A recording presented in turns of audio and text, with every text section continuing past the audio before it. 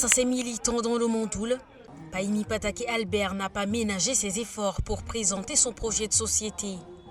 Concernant la province, le candidat du RNDT Le Réveil a affirmé qu'il mettrait fin à l'exode rural, au chômage et au conflit entre agriculteurs et éleveurs. Avec éloquence, il a souligné que la concrétisation de ses objectifs ne serait possible que s'il est élu le 6 mai. C'est pourquoi il demande à Koumra de voter massivement pour lui. Je suis donc candidat pour faire en sorte que les enfants du Mandoul ne partent plus en exode à la recherche des moyens de vie. Je vais créer les conditions de vie au Mandoul. Le Mandoul aujourd'hui, le grand pourvoyeur de sésame, les gens viennent ramasser cette richesse de l'or blanc, exporter sans que cela ne crée de l'emploi au Mandoul.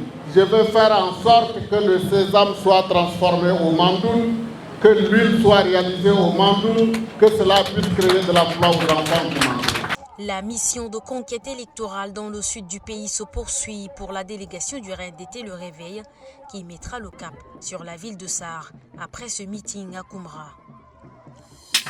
Souhaitant la bienvenue aux dites délégations, le chef de mission de la coalition pour le maillot Kébi Ouest, Passale Kanabé Marcelin, promet la victoire à leurs candidats.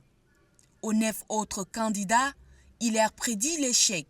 Sur le podium, le directeur de la campagne de la coalition Mamad Zenbada, l'air joyeux, esquisse des pas de danse avant de lui aussi, avec notamment le soutien de l'Union nationale pour le développement et le renouveau UNDR, de l'ancien chef de file de l'opposition, Saleh Kebzabo, célébrer déjà le choix de Mamad Idriss Déby Itno, le 6 mai.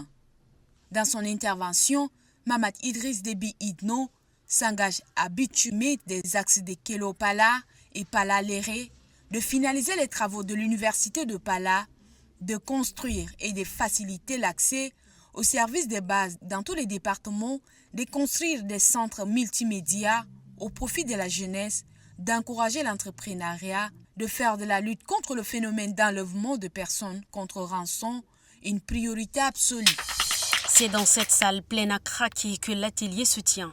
Les experts de l'Agence nationale de gestion des élections ANGE qui assureront la formation pour mission de renforcer les capacités des agents des bureaux de vote en vue d'améliorer leurs connaissances sur la conduite des élections. Ceci pour marquer leur contribution à la tenue de cet événement historique. Par conséquent, la ville d'Untiamena, à travers la déléguée générale du gouvernement Amina Koudiana, nourrit des attentes envers ces derniers. Je demande à tout un chacun de rester calme, de suivre cette formation dans une atmosphère de convivialité.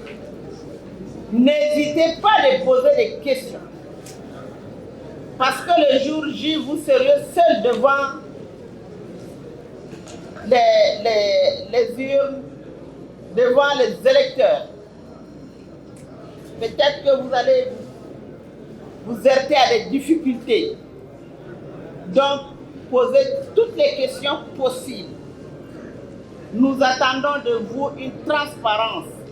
Être un membre d'un bureau de vote d'une élection présidentielle est un acte hautement citoyen. Les apprenants sont appelés à se rendre à l'évidence. La formation des membres des bureaux de vote constitue une priorité des priorités, voire une condition sine qua non pour la réussite du déroulement de vote. Car le bureau de vote, faut-il le rappeler, est le lieu par excellence de l'exercice du droit de vote de chaque citoyen. À elle seule, la ville d'Untiamena compte 3085 bureaux de vote et renferme le plus grand électorat par ville du pays.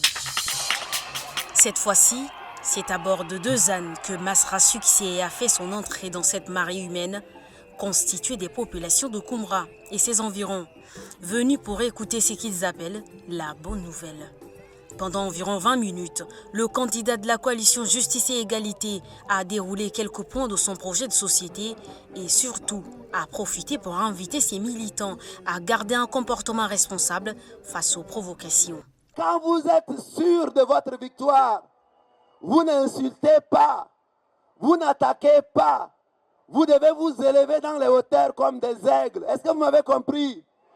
Parce que notre victoire doit être une victoire rayonnante qui ne doit pas être entachée. Alors, je voudrais vous demander que chacun et chacune de vous soit une sorte de sentinelle pour son voisin et sa voisine. Soit une sorte de guide pour son voisin et sa voisine. Aucune promesse n'a été faite.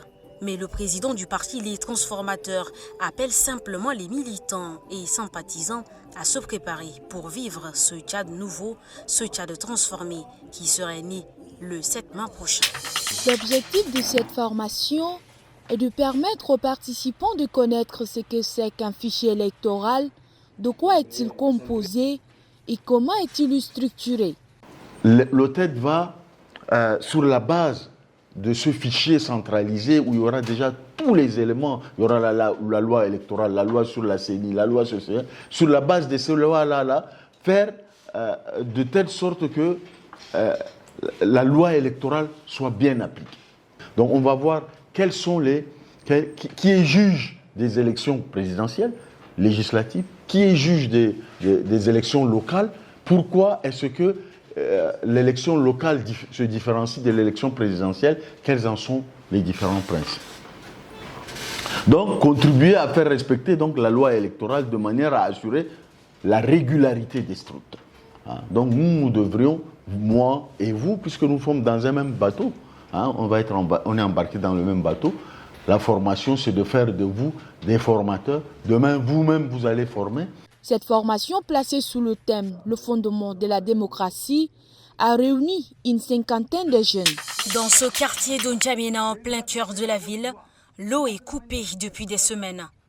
Et même lorsqu'elle est disponible, il faut être plus que patient pour remplir un plein seau. Ou alors envisager une autre option, recourir à l'eau de forage. Il y a de cela un bon moment qu'avoir de l'eau est un parcours de combattant. Nous sommes obligés d'acheter de l'eau. Sans l'eau, nous sommes rien. L'eau, c'est la source de vie, dit-on. C'est vraiment lamentable. Tu as une personne malade à tes côtés et lorsqu'elle demande de l'eau, par exemple, il n'y a pas. Tu vas faire comment? C'est pas normal. Alors, comment expliquer ces coupures d'eau? Plusieurs sources au sein de la Société tchadienne des eaux justifient ces interruptions par la vétusté du réseau de distribution, les pannes électriques et la forte chaleur ressentie à N'Djamena. En attendant, dans toute la ville, c'est la débrouille qui prime.